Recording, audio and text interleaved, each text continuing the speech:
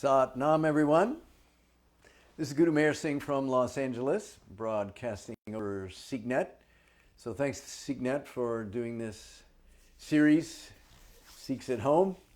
And I'm Gurumeher. I wrote a book about working with emotions. It's called Senses of the Soul.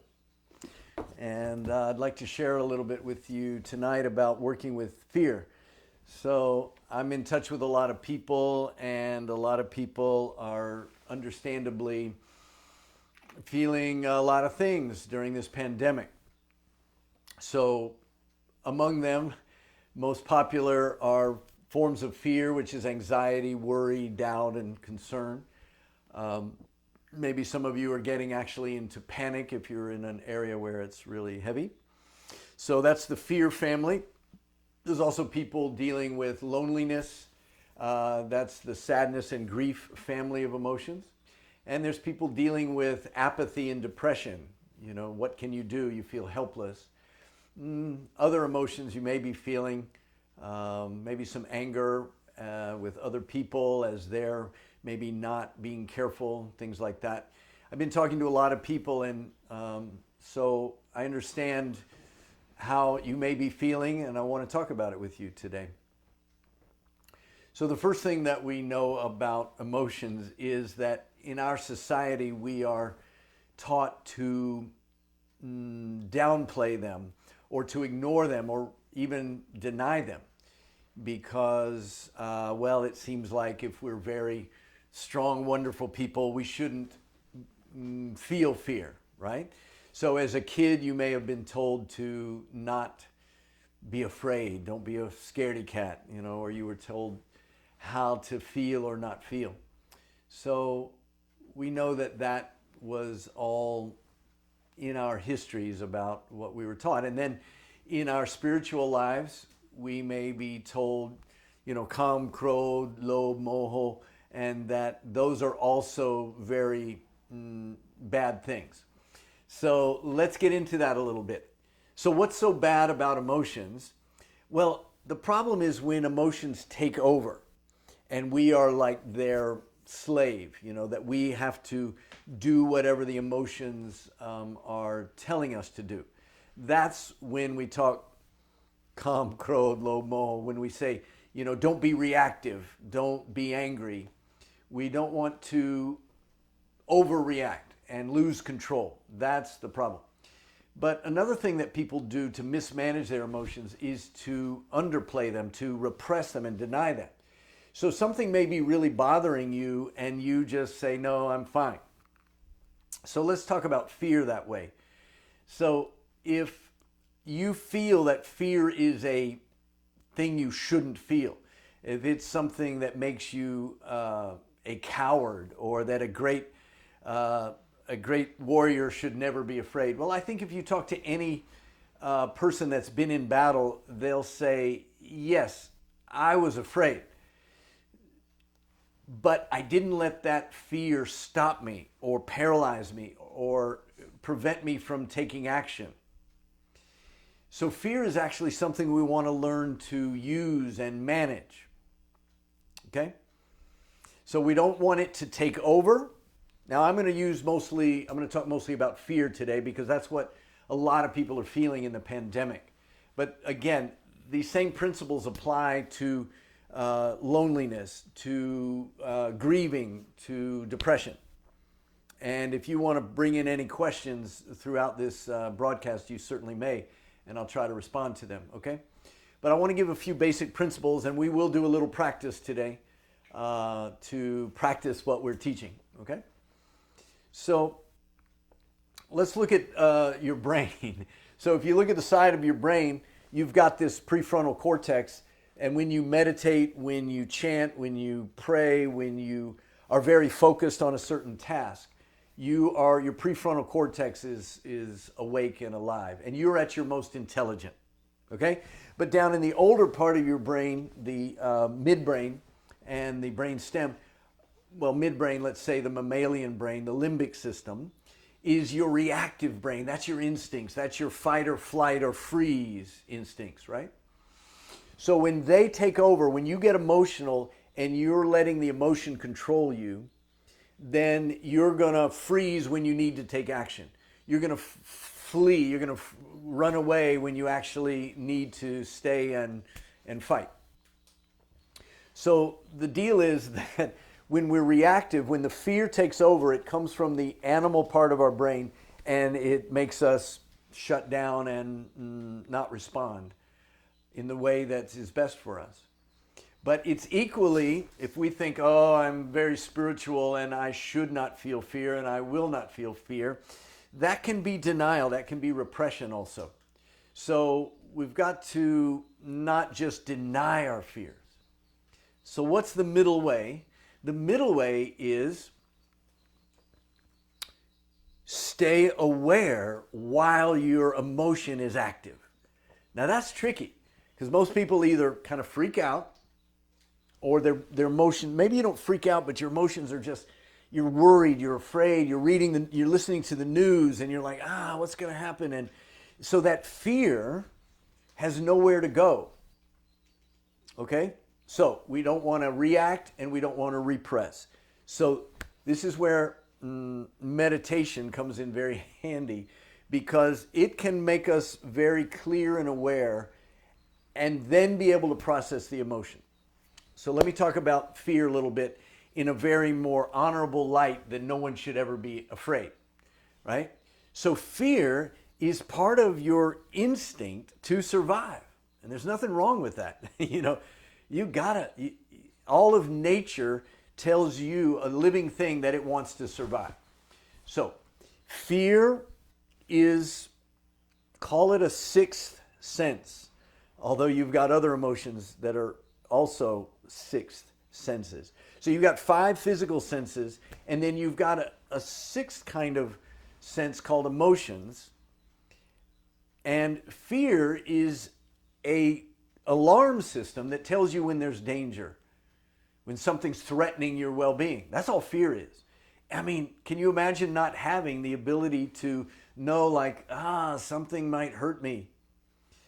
That we've got to recognize is a very important thing. If you had a big building with no fire alarms, then if the fire goes, there's nothing to let you know. If it's down on the first floor and you're on the 3rd floor, you're just like, oh well, you don't know that it's happening. So having an alarm system to let you know there's a problem is very important. And that's what all fear is. So let's first change our view of fear, whatever you were told or thought. It's just an alarm system. Now, what happens when the fire alarm goes off? Well, if nobody does anything about it, then the whole house burns down. The whole building burns down, right? So in this analogy, fear, when you're feeling it, you've got to listen to it. You've got to, well, Guru Nanak said, suniya, listen, deep listening. What is suniya? It's not just hearing. So feeling fear and just being in fear doesn't help. But listening to the fear and going like, okay, so what is fear's purpose? Not just to sound an alarm. You ever had those car alarms right outside your house that go off and they're so loud and they go on for a long time but nobody's answering it? Well, maybe someone is breaking into that car but no one's dealing with it. It's just hurting your ears, right? No, what's meant to happen is the alarm goes off, then you go and answer it. You go and answer the call. You say like, okay, what is going wrong with my car or with my house if it's the fire alarm? So you respond to the fear, not react, not repress, respond, right? So let me put it to you this way. Fear has a very specific purpose, to warn you of danger. And fear will stay there while the danger stays. So if you've been worrying about this pandemic and just go like, and not doing anything about it, it will stay there because fear is very loyal. It's your inner guidance saying like something could hurt me here. So fear lets you know there's danger and it wants to bring you to safety. But fear can't do that alone. Just this feeling of like, oh my God, what if I get the virus? That's not enough. You've got to go, okay, fear, I hear you. I don't want to die. I don't want to get sick. I don't want to get, get the virus. So I've got to listen to the fear, and fear says, okay, what do I need to do to be safe? Fear wants safety. So when you feel fear, anxiety, look for the problem. What is making me afraid? And you've got to make the fear talk back to you, not just bother you. What is really the problem? Okay? Well, I'm just giving you the theory, and then we'll do the practice. So, but I'll ask you now, just you can think about it. What, if you've been feeling anxious, and maybe you've been feeling depression, loneliness, other things, but you can ask those feelings, those feelings kind of live in your body. What is the danger here? What's the problem? Right? What is threatening me? Well, you got to be more specific. Oh, this is this virus. Oh, the news is bothering me. You got to get down and get quiet and listen to yourself. What is my fear? Is it that I'll die? Is it that I'll get sick? Is it that my children will get sick? Is it that I'll run out of toilet paper? Or food, right? You've got to get to the real issue, not just let fear bother you. And once you get to the real issue, you've got to ask your fear to tell you, okay, if that's the danger, now I see the danger. I'm not ignoring my fear anymore. What is fear asking me to do so that I can feel safe? What will bring me some safety? Now, fear deals in mostly information and action. Information and action. So usually the things that are going to make you safe will be knowing something or doing something. And I promise you, if you know what's really bothering you and what the fear wants, and you listen to your intuition, fear is a type of intuition. Lets you know what you need. And if you will use that information or take action, your fear will relieve. You won't feel as bad. Because all fear ever wanted was to make you safe, right? But you've got to respond. So we're working with 4 questions. What am I feeling? Why am I feeling it? What do I need to do to feel better? And I better go do that, and then I'll feel better. So day to day, this could be many times during the day. Your fear may tell you, well, I haven't been washing my hands enough, or whatever fear will tell you. But we want to get it from the instinct, from the intuition, not just from the mind, right? So how will we do that? We need a practice that helps us get clarity. So emotions work against clarity, right? The old part of the brain takes over your intellect and your intelligence. So what do you know that helps you when are you ever calm and clear? Well, maybe on a beautiful day at the beach, that works, but we don't have that right now. So how else? Do you have practices? Do you have something in your toolbox that helps you get calm and clear? Well, for me, it's chanting, it's Nam Simran, it's breathing, so this isn't like superstition, like I'm just going to pray to God and then I'll feel better. I mean, if that works for you, please do it. But you can't just wishful thinking that you'll feel better. You might wonder why that doesn't work. Like, hey, I've been praying to God and I don't feel any better. Well, I'd like to say God wants you to help take care of yourself here on earth. So your soul, God can give you the information of what you need to do, but you're here on earth with a body, you've got to do it. All right? So I'd just like to suggest, so I'm asking you, what helps you feel meditatively clear? That's the state we want. When you're just like, you feel crystal clear. For me, it's in meditation, but there's other things so I'm not limiting it to that. What helps you? Maybe it's you're doing your martial arts when you feel really pumped up, but really crystal clear, right? So, but this is in a group class, so we'll do something together. So I like something that gives me a deep breath and uses sound. So I'm going to ask us to chant. So this is the practice part. So if you're sitting there listening, I want you to practice with me. Now maybe you're with your family or something, it's inconvenient, but get them to join, okay? So if you're just going to watch this, then you're not going to get the effect. So I want everybody that's watching this to chant with me. We're going to just 4, 5, 6 minutes, okay? And then we're going to go into a process. So what are we doing? We're trying to fire up the prefrontal cortex. Chanting and meditation will do that for you, get you crystal clear. Then if we can find that clarity, then we can get the answers from this sense of our soul, the fear, or whatever emotion it is. All right? So here's how we're going to do it. Just sit comfortably, however you can, and we'll take a deep breath, and we'll chant Waheguru long using the full breath. So this will have both a breathing effect and a sound effect on the brain. All right? So it'll go like this. Please join me. I'll lead you. Take a deep breath. Waheguru.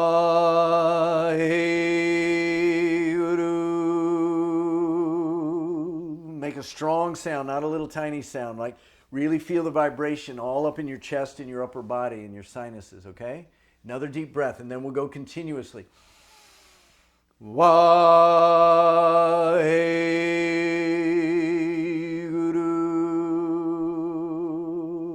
Focus your eyes up into your head, your forehead, and upper body.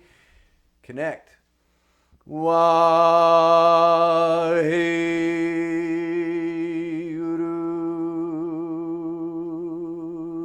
Connect to that guru that's in and around you everywhere. Waheguru.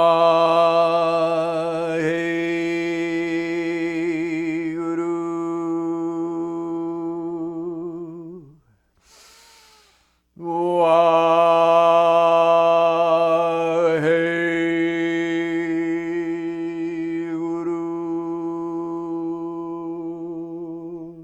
Full breath and full sound. Come on. Waheguru.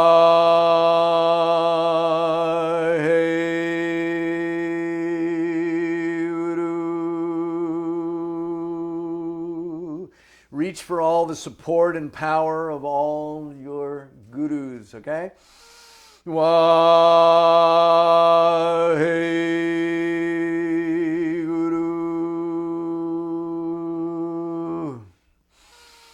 Waheguru.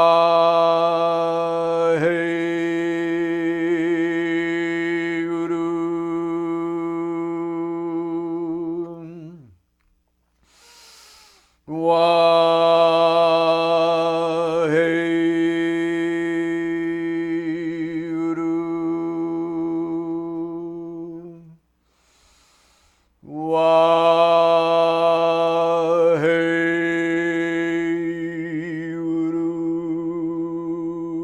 Waheguru. 3 more, real strong ones now. Do it with me. Waheguru.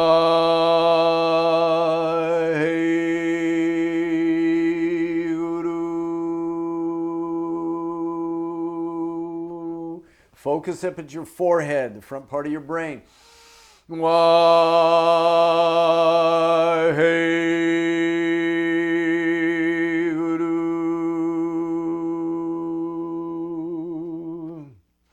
Last time. Waheguru.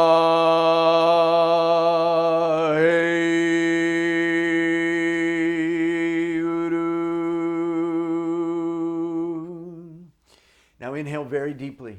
Inhale, inhale, inhale as deep as you can, okay? Hold the breath and be really peaceful and still, very still.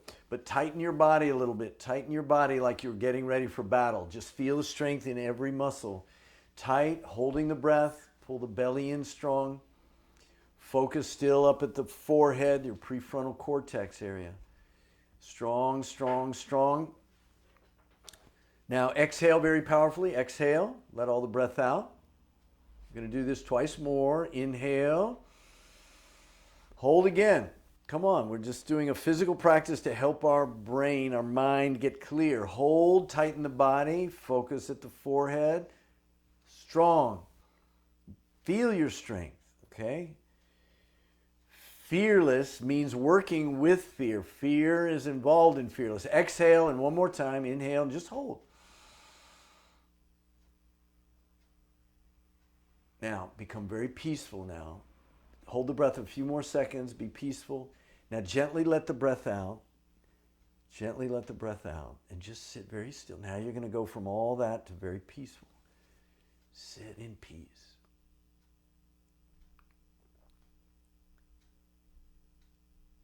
And let your mind be quiet. Just hear the echo of that Waheguru now.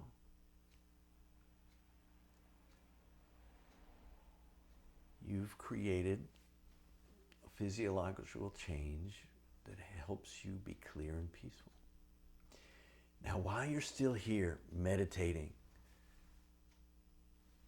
let into your mind any fears you've been having, any other feelings that have made you uncomfortable during this time.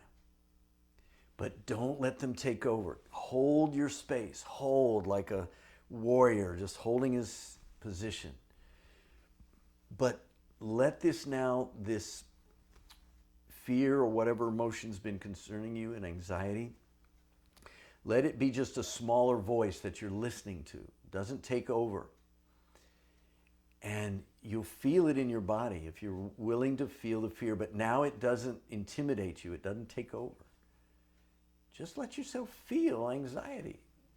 When you're clear, you can hear that alarm and say, okay, now, hey, why am I feeling this? Ask your body. Don't answer from your head. Stay in meditation and ask, why, Guru? Why? What's bothering me? What's disturbed my peace? And make it be specific. Like, what really is threatening you? What's the danger? And if you can stay clear, you'll just see, okay, that's it.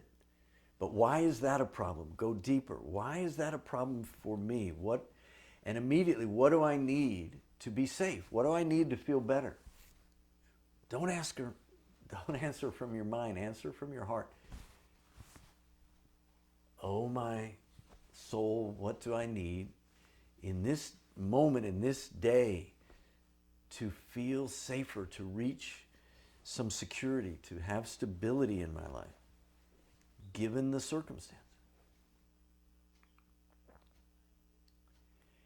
And if you successfully created a little quiet space, you probably heard an answer, something very, very real and true that would help you know what you need so you can feel safe, secure.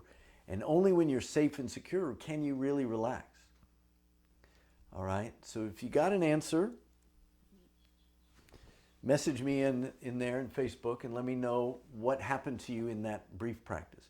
So we just used some breath and chanting, some Nam Simran for a few minutes. And then we use that to create a state. Like all these tools, Nam Simran is not just for doing it, it's for what it does to you and for you. And we try to use Nam Simran to create a space of clarity where our motion could actually teach us something. So if anybody got some information there, let me know.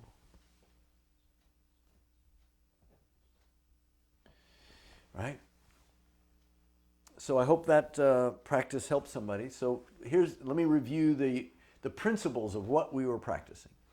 That if we have techniques, wherever you got them, from martial arts to yoga, meditation, Nam Simran, anything you've learned in your life, I have found particularly that chanting, that recitation, that shabad, kirtan, really, but I have to do it. Listening to it is nice. I love to listen to kirtan, but only when I'm participating, because I'm changing my physiological state.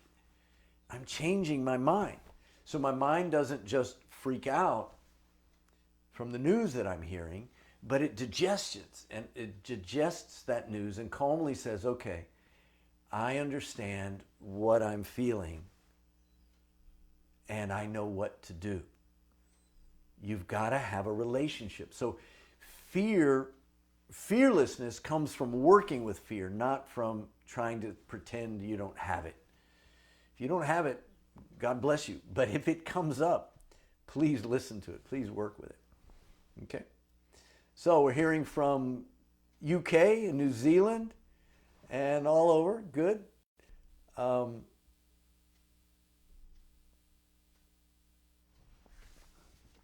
So I gave, if you tuned in more recently, I spoke for about 15 minutes about a relationship with fear that can help us keep ourselves safe. And then we did a practice, and then we're talking again. So if you missed the introduction part, you might want to go back and watch that once it's posted in the archives here on SikhNet. And yeah, so Darshan Jessup says, breathe deeply more often. Absolutely, breathing. You know, we breathe all the time. It's our connection to the life force. So, and we say Pavan, Pavan Guru. So, yeah, Ottawa, Canada, breathe more often. If you can learn to breathe deeply all the time. Yeah, so somebody shared, sometimes I feel something, but I don't know why. Yeah, well, if that feeling is just haunting you and bothering you, you're going to be just bothered. So earlier I said, Guru Nanak spent 4 pauris in Japji talking about Suniya, and he talks about all the benefits from listening deeply. And that's what I'm asking you to do. Don't just feel your emotions and don't ignore them, and don't say, I shouldn't feel that because I should be better than that. Listen to them and have a dialogue with them, right? All right. So Deyakar says chanting and meditation gets her in that neutral state, in that clear state, so you can work with them, right? What else we got here? All right. Yeah, thanks, guys. Please share where you are. So if you want more training on emotions, I've got a site called Senses of the Soul, sensesofthesoul.com, because I treat emotions. We didn't talk about, we're talking mostly about fear today, but desire, cravings and addictions, that's an emotion. Guilt and shame, when you feel embarrassed, when you feel not good enough, when you're down on yourself, when people don't accept you. It's a big for Sikhs. Like, we look different and we know what discrimination is all about, right? So our look is meant to actually build our self-esteem. So we love our look. We love to be who we are. But it can be hard when people are, hating you or laughing at you and that kind of thing. So desire is an emotion, guilt, shame, embarrassment of yourself, the fears, depression. Depression, is a global epidemic. What else?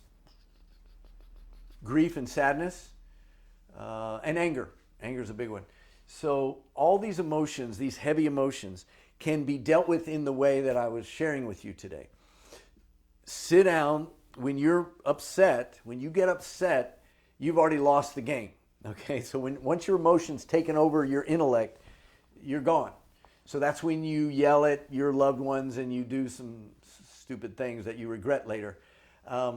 So it's very hard for us without training to manage our emotions in real time, but you can learn to do it.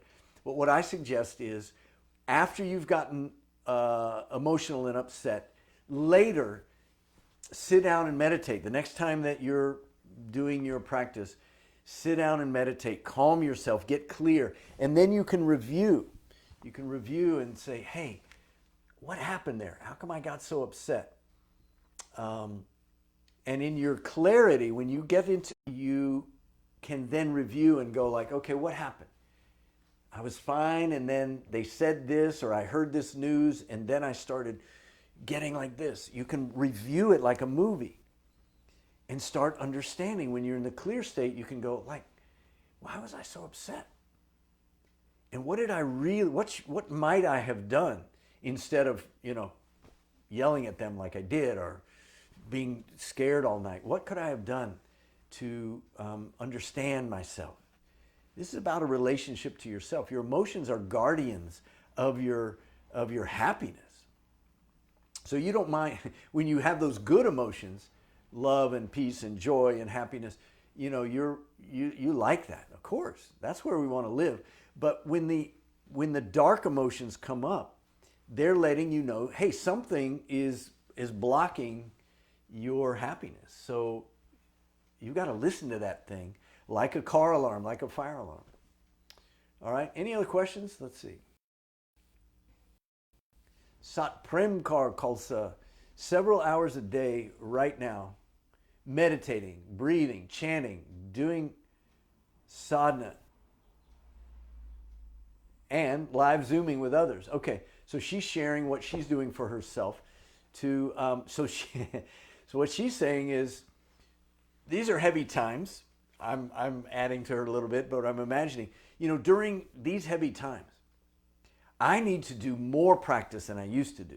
I've got to get serious about, whether you're doing banis, if that helps you, if you're doing yoga, whatever you like that makes you feel strong, kirtan, nam simran, and Sangat, we've got to do virtual Sangat. That's what we're doing here right now. We don't want to be just isolated alone. We got to talk. So if you guys are, I hope most of you are in live meetings with other people on Zoom or whatever it is, talking to your family. I just got together with my family all over the world on Zoom, and it was really nice to check in and just see how everybody's doing. So you've got to, whatever you were doing before that kept you healthy, I'm talking diet and sleep, and you got to do even more. You got to be careful now. So do more practices, spend more time. And maybe you're at home and can't go out. I mean, isn't that everybody pretty much? I hope you are. I hope you're staying safe at home and being really careful. Well, so you got time to practice now. You can do more of the things that were working for you before. I got a comment here. Sometimes I'm irritated but not sure why. And it takes some time to listen and go deeper for me to see what triggered that feeling. So trigger is a very important word to know these days. You can be happy, you can be fine. And then suddenly you're not. Like you get upset. You freak out, you get upset, you get emotional. Well, we call the thing, here you were fine and here came in something that upset you. We call that the trigger. It's just like on a gun. Everything was quiet until the trigger was pulled. So you always know everything about yourself, but we're too busy. We're not listening. So if you got to ask, you got to get quiet. It might be later. You might have to wait until later when you calm down. You go like, hey, what triggered me? What upset me? And I invite you to just ask yourself 4 questions from that clear state, not just your upset state. What is it I'm feeling? And let yourself feel it. Don't try to get away from it, even though it's uncomfortable. That's the fire alarm. That's the car alarm. Second, why am I feeling this? Third, what do I need to do to feel better? And if you're blessed with an answer, then answer the call and take that and respond to it, right? Like take the information or do the action that you need to go from there. Good. So what I'm introducing is, I'm introducing somebody asks, is being too emotional a bad thing? Well, you're certainly told that it is. So especially sensitive people, some people are just very sensitive. They feel what others are feeling. That's called empathy. That's called compassion. That's a wonderful thing. But if that emotion upsets you, disturbs you, makes it hard to function, then it's not that you're too emotional, but it's that you haven't learned how to manage that emotion. So first of all, don't let people tell you, oh, you're too emotional. That's a way of, that's people that don't understand their emotions and they don't want to deal with yours either. So you might be a little bit of a handful. Your kids are a handful when they're emotional, right? You wish they would just be calm and stop all that, right? So everybody wants you to stop being emotional. But that's their problem, not yours. So yes, don't let people talk you out of your emotions, because that's how we learn to quit listening to them. However, if your reactivity to your emotions, if your emotions make you dysfunctional, makes you go kind of crazy, then that is a problem. But the emotions aren't the problem.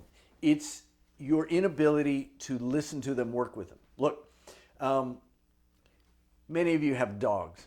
At night, if your dog is just making an awful noise and just barking, and you can't get to sleep, well, maybe there's really something out there that the dog is warning you about. Okay, so this is my third analogy for emotions. If your emotion is barking at you, you're very emotional and you're upset, well, that dog is very loyal. That dog, if there's really some harm out there, the dog will not stop, even if you try to make it. And many of us try to make our emotions stop. That will never work, because like the dog, they're very loyal to you. They want you to be happy. So if you're very emotional, here's what I suggest. Sit down and breathe or chant or whatever it gets. Some people, it's through physical exercise. Work out really hard. You know, maybe you've got martial arts or you just like to go to the gym. Work out really hard, but then get very still afterwards. In that quiet space, then work with your emotions. Talk to your emotions. What is happening that's disturbing my peace? So great question. It's not a bad thing to be emotional, but if your emotions are loud, okay, so if you're very emotional, it means your emotions are really like, something's wrong, listen to me. You've got to get clear, you got to listen, and you got to start figuring it out. And then you got to start dealing with the things that are upsetting you. I can promise you this works. If you want more guidance, I've got a book called Senses of the Soul. I've got a website. I've got some free, many more of these guided meditations that we just did today. What we did was just a little breathing, a little Nam Simran chanting, and then I just planted a few seeds to get you to use your clarity to ask some questions. I'm helping you learn how to listen to yourself. So emotions, you've got to learn that they're friends and not to ignore them, right? Let's see, anything else? Question, so if one suppresses their emotions, would it be akin to starving that loyal dog? Yeah, over time the dog will like lose. It's more like muzzling the dog. Like, you know, the dog wants to bark when there's danger, but you're just like, I'm tired of all this. You know, you never even go look outside and see what it's barking at, this dog that wants to protect you. So you just muzzle it and you just say, you shall never bark again. I am great. I shall never feel fear. If you never feel fear, you know, anything can roll over you and you're just like, you're not going to respond. So, yeah, great question. Let's see. We're going to end here in a couple minutes. So if you got any questions. Okay, so this is really good. Even if I'm listening to Bani, sometimes I get very emotional. Well, first of all, the positive emotions, like if you well up with joy or, something very positive during the Banis, yeah, you don't mind that. That's great. But what if you get emotional? Maybe, Baljit, if you want to say again what kind of emotion. The first step in working with your emotions is you've got to be able to name them. You got to be able to know. Like you go to the doctor and you just say, oh, I'm really feeling pain. The doctor's got to help you figure out where the pain is, what kind of pain it is, right? So you've got to be able to know the type of emotion you're feeling, because all the emotions have a purpose. So, but my main answer to you, Baljit, is it's what I call, I'm sorry to say this, and I'm not saying you're doing it, but if we think that Bani is like some sort of magic spell, that if I just chant it, everything will be fine. That's not how it works. The power of Bani is to put that power into you. So if listening does it for you, sometimes I'm just, transported and uplifted by listening to Kirtan. But if I'm reciting my Banis, that might do it. For me, I need a little extra boost. I need to either chant, I need to recite powerfully, like I've got to get it resonating in me, or I've got to breathe real deeply. That's why I led this one. Waheguru. So you've got to find what works and not just assume because somebody taught you to do it this way that it works for you. You know when you get clear. So again, my answer is, if your practice, the way you do Banis, is just becomes sort of a formula or a ritual, it still's got effect because it's work. I'm not saying it's not having any effect, but if it doesn't, if you're anxious before Banis, during Banis, and after Banis, something ain't working. So you're going to have to alter your style a little bit. For me, I don't want to make it too simplistic. I just have to say what works for me. I need a lot of breath and I need a lot of I've got to create a sound that actually vibrates my brain and changes my mind. Because I know at the end if I feel clear or if I don't. If I feel peaceful or if I don't. So let's use that as a litmus test. If your practice, the way you're using your Gurmat creates a space of peace when you're anxious, then it's working, okay? But I'm adding also into it that when you feel emotional, here's a different answer to you, Baljit. When you feel that emotion, either right in the middle of your Bani, if you're listening, or after, start engaging the emotion. Normally you're going to go like, okay, I want to do my Bani so my emotion goes away. I'm saying something very different today. Use the Bani to create a space where you're in touch with everything you're feeling. Everything. Because these are instincts, these are intuitions. So that you use that space that Bani can create to then you're starting to talk to the feeling. You're going like, hey, I talk to it like it's something inside of me because it feels that way. Hey, fear, what do you want, man? What are you barking at? Back to the dog. Hey, that would be smart. If you have a guard dog, you go to the guard dog and you say, what are you seeing? What are you smelling? That's what you do with fear. You say, okay, fear, what is it that you're worried about? And then if I've got a big guard dog, I let that dog loose and it goes and chases away chases away the intruder. So I'm going to use my fear and say, fear, what's out there, and go get them. What do I need to do? But the fear can't do it. The fear has to tell you what you need to do, to know or do to feel better. So that's, I've had to say about 10 different ways, and I hope it helps. Okay, I was asking about the dog because I want to know how these healthy emotions turn into unhealthy vices.